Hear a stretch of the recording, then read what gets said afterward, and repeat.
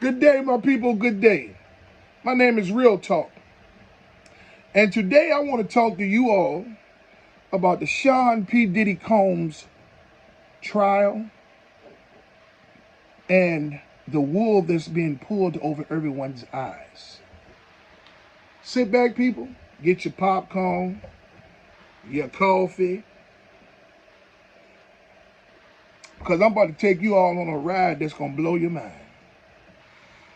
I would like to send a special shout out to my man Sean G, who's been having boots on the ground at the trial, through the media rooms or the overflow rooms or wherever, that he's been able to get the information that he needs so he can bring the real of what's going on with the trial.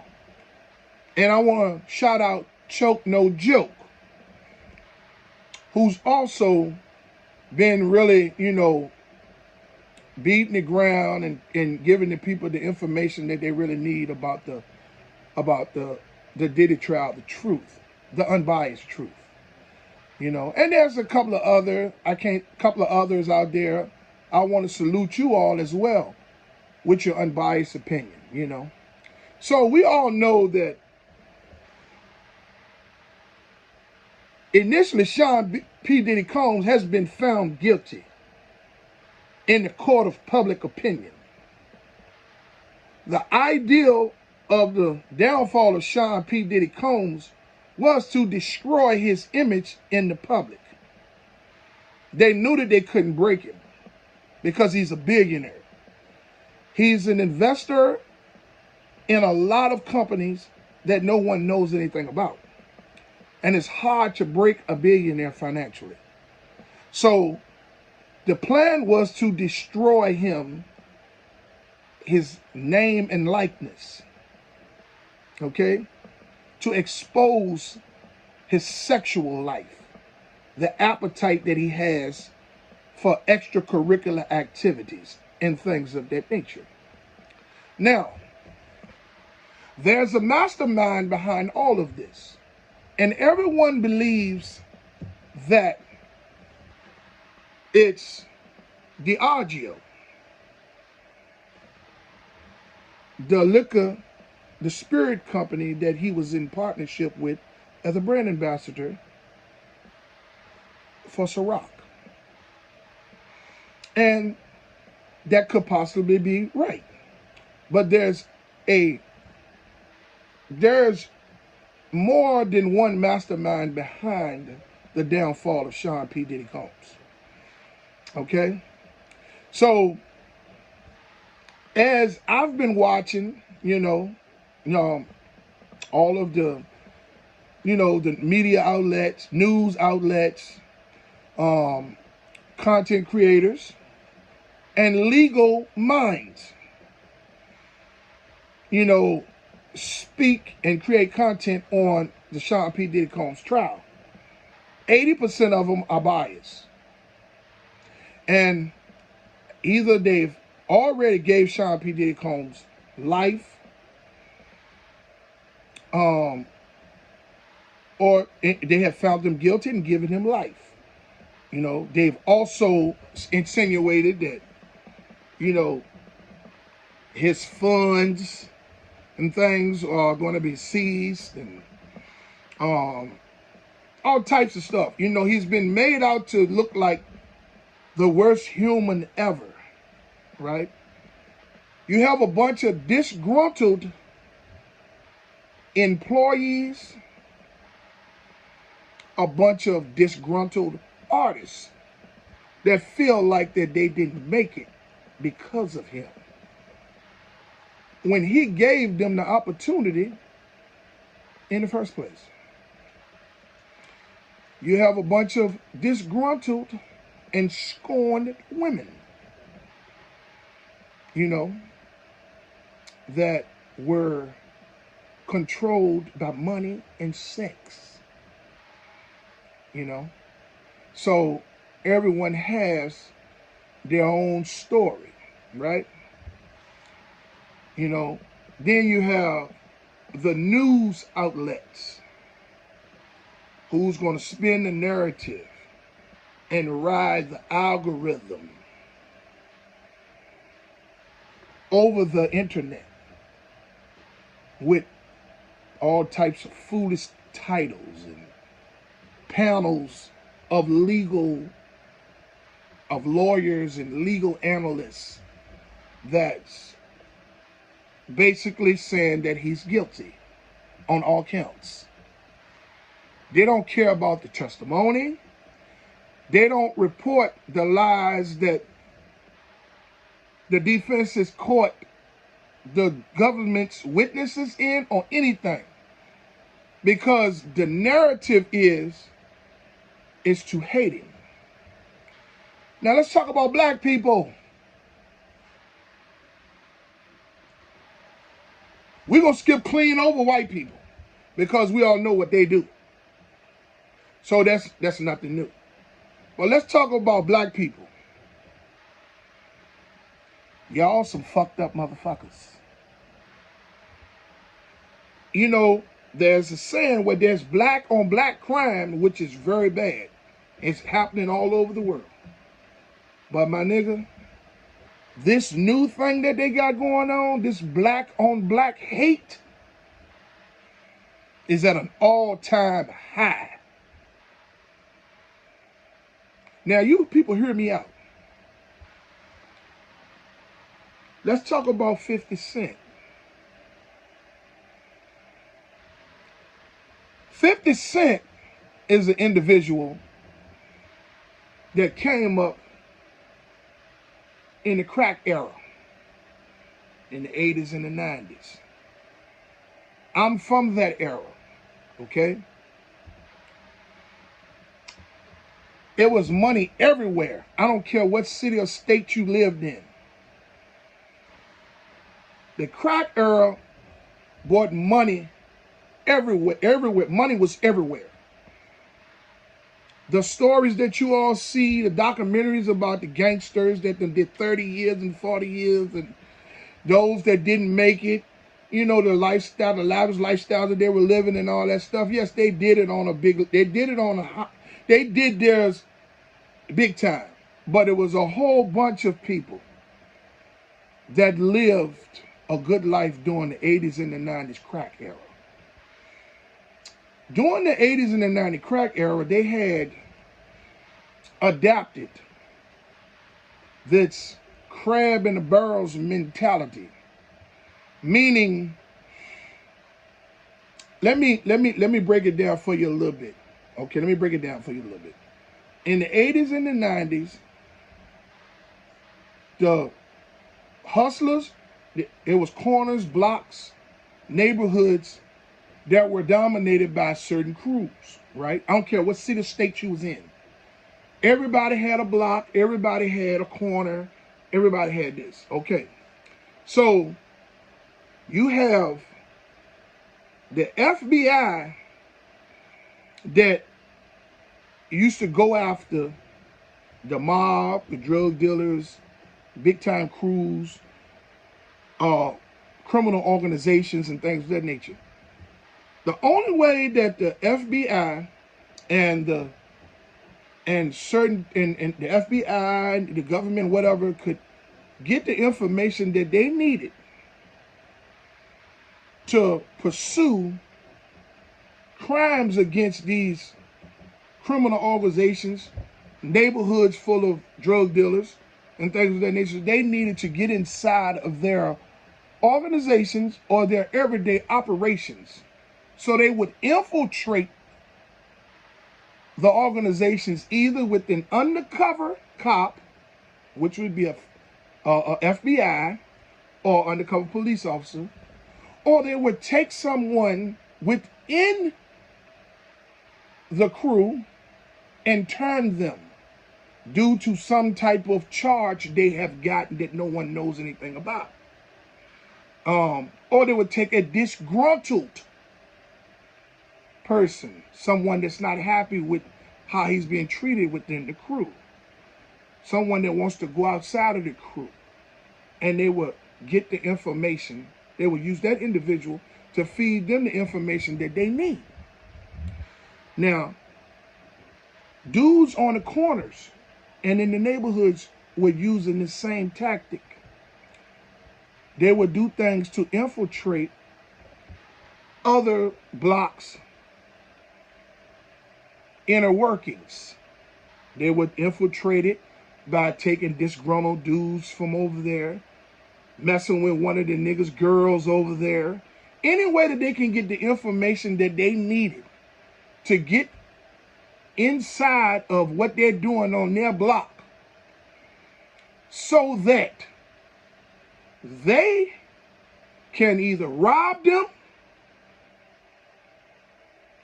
using the information or feed the information to the police so that the police can take them down so that they can take over their customer base and even their corner. Infiltration is what I'm speaking about. Now, back to 50 Cent. He comes up in the 80s and the 90s, right? And he's pulling the wool over everyone's eyes with his dirty tactics. Now, 50 Cent many years ago had a beef with DJ Khaled. Okay. 50 Cent and DJ Khaled was beefing for whatever reason. You know he beefs with everybody.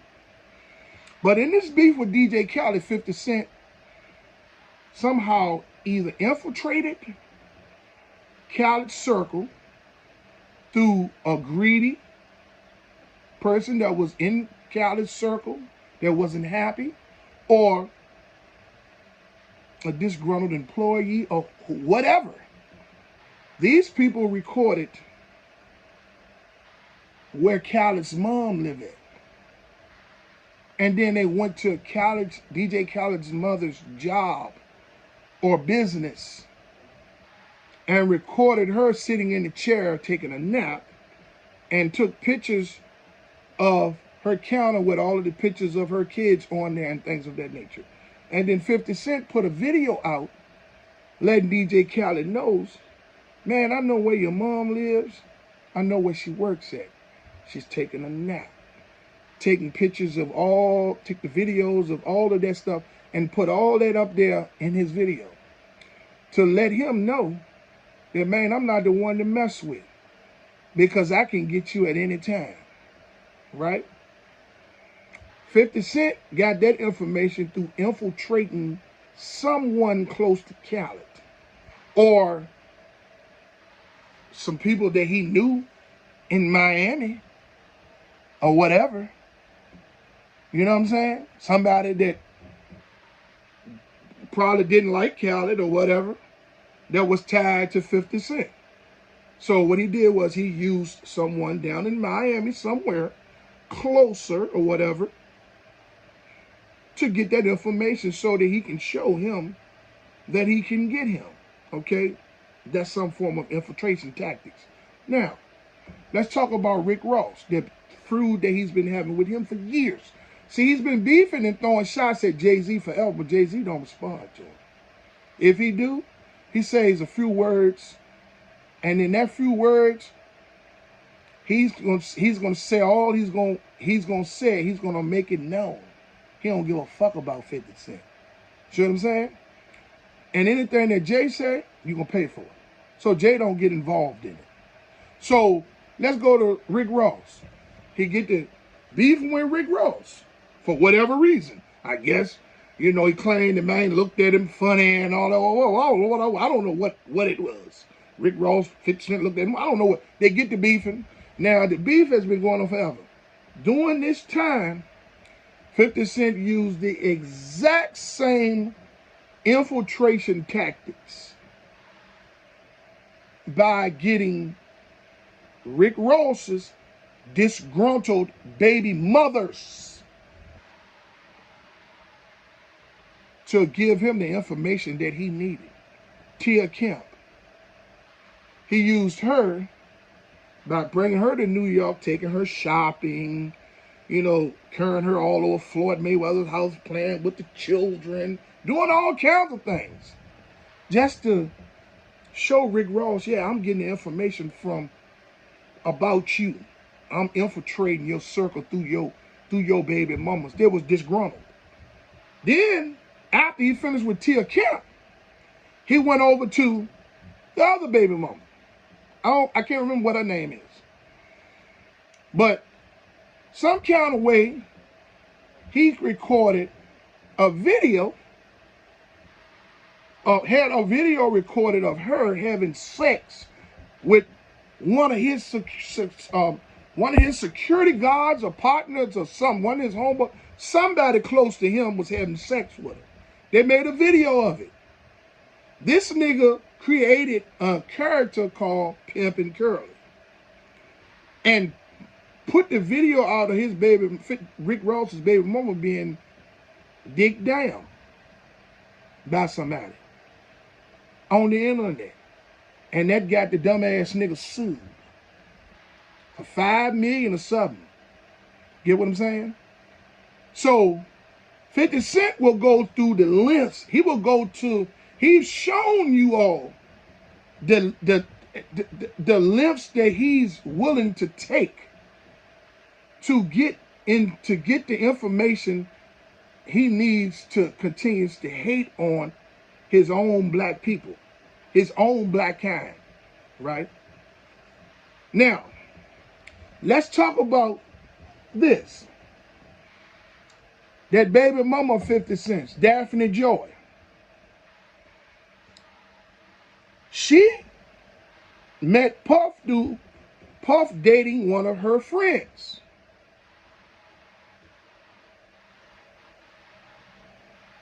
Right? Now, 50 Cent and Daphne Joy had a baby.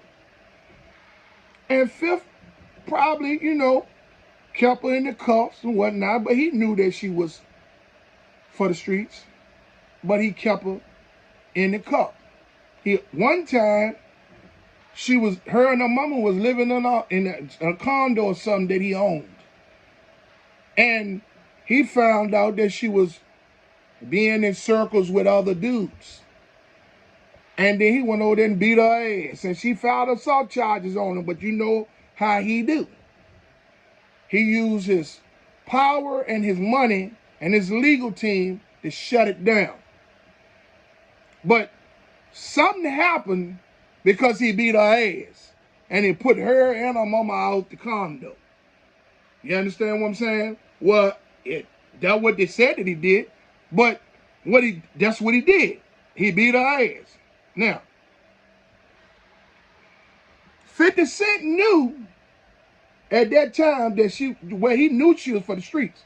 So he disassociated himself with her after that ordeal.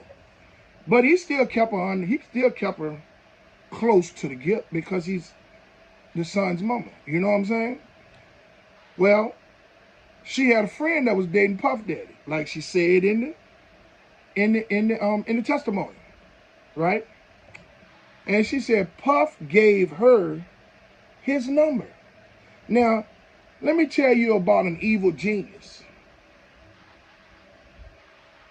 An evil genius would utilize people and things to their advantage to get what they need. So 50 Cent's hate for Puff Daddy is so bad. He used Daphne Joy to get over there close to Puff and feed him the information that he needs so that he can feed that information to whatever pipeline that he's using the information for to take Puffy down. And what Daphne Joy did was went over there and got in a situation with Puff, freak offs or whatever it was. She was reporting all of her information back to 50 Cent. 50 Cent was taking that information and running that information to what other pipeline or mastermind that was right along with him in the downfall of Diddy. It could be Diageo. We all know that 50 Cent is in the liquor business. So we don't know if at some point him and Diageo have ran across each other's paths. And who knows, they could be working together to destroy to destroy Puff Daddy. Now, people think that this is all about the liquor, but this is a bigger picture. 50 Cent is the actual mastermind behind the downfall of Sean P. Diddy Combs with this crab in a barrel mentality. It ain't good enough that he's already on his way to being a billionaire. See, this is why white people don't like to give black folks money. Because look how we act, like coons and niggas. Black on black hate is at an all-time high. And they're utilizing the internet and social media airwaves to promote it. Now, for you people to understand what I'm saying, please believe me that I'm coming with a whole nother different topic. It might be a little long the way it took me to put it out. I haven't did a video in a while. Hey man, look, if anybody out there can help me get my channel straight so I can get to the bag, please help me. Somebody reach out to me. They can help me with my channel. Sean G, you're doing a good job. Choke no joke, you're doing a good job, man. I'm going to send you all the link to this video. And look, man, I know my video is a little long, but man, try to listen to what I'm saying. This is a crab in the barrels mentality. This is infiltration tactics. Everybody is so caught up in the trial and all of the content creators and the legal minds giving their day-to-day takes on the happenings inside of the courtroom. Who's going to be the next witness? What's the next star that's going to be outed in the case? You know what I mean? That they're completely overlooking the wool that 50 Cent is pulling over people's eyes. The old hustlers back in the day used to have something called the sleight of hand trick. For all you older people that might be looking at this video, you all know what the sleight of hand trick is. You know what I mean? And it'll be done right there in your face, and it's so smooth, you don't even know that it done been done. You know what I'm saying? Sleight of hand. A dude will tell you, give you a $5 bill, and say, man, give me 2 10s for this. You know what I'm saying? Or they'll go to the store and go in there and say, excuse me. Then he'll give the cashier a $10 bill and say, can you give me 2 $20 bills and a 10? Sleight of hand. It's all types of sleight of hands. Mock cars and crooked dice. You know what I'm saying? All of that is sleight of hand. It's all is pulling the wool over the eyes of the public. That 3-card money bullshit. All of that shit. You know what I'm saying? All that shit is sleight of hand hustles. Selling the fucking fake jewelry with the 24 karat gold stamps and 18 karat gold stamps, 10K gold stamps. Jewelry fake as a motherfucker. They got places all over New York and Florida that sell that shit in bulks. You know what I'm saying? The old hustlers, I don't knock what they do, but it's called a sleight of hand. It's a lot of dudes out there to get their money like that. 50 Cent is incorporating all of his bullshit in this bullshit infiltration, sleight of the hand bullshit. And everybody's on the internet poking fun at him about Diddy fucking his baby mama and this, that, and the third. Man, let me tell you something. 50 Cent sitting back like this.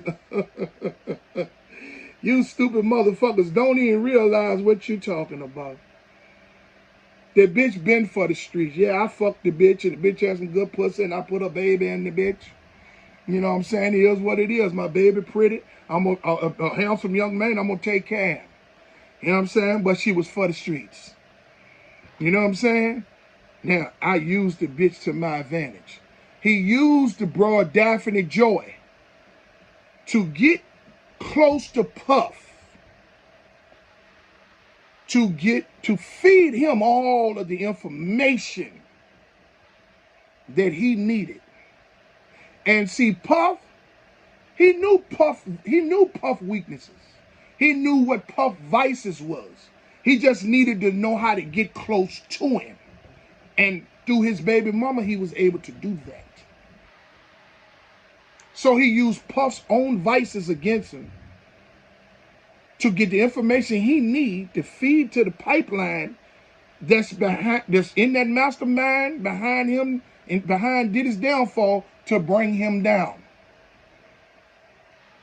Daphne Joy is almost getting ready to complete her doings with Puff Daddy, and she's going to get compensated well for it. She was over there having fun with Puff, and she was over there getting the information that she needed to feed back to 50 Cent. Who knows where 50 Cent was getting it? He could have been giving it to the feds.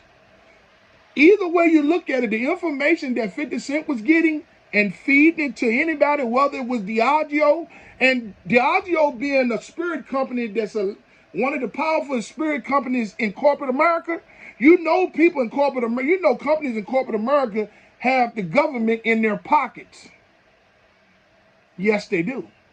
So if 50 Cent was feeding that information to Diageo, Diageo pushed that information to the government that's in their pocket. And that government, in turn, put it into play. And when you see Homeland Security raiding all three of his houses on CNN and coming up with baby oil and 2 guns and no drugs and nothing but some bullshit, and it takes them 30 days or more to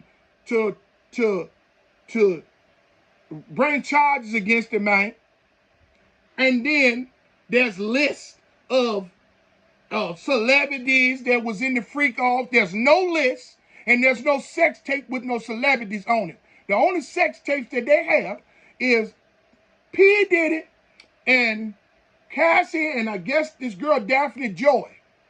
These people were in sexual agreements with P. Diddy. P. Diddy the only one that got caught. There's a whole lot of motherfuckers out there that's doing it. Only thing P. Diddy's on trial for is his bedroom activities. Now, I disagree 1,000%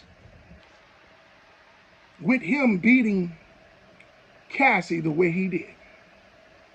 Right? I disagree with that 1,000%. If they'd have had him on trial for that, then you know, hey, it is what it is. But that was 10 years ago. Statute ran out on that. That's why his dream team of lawyers is eating this case alive. People, the real mastermind and the evil genius behind the downfall of Sean P. Diddy Combs is 50 Cent. That's my story, and I'm sticking to it. Choke no joke, holler at me, baby. Sean G, holler at me, baby. You all have a wonderful day. I'm out.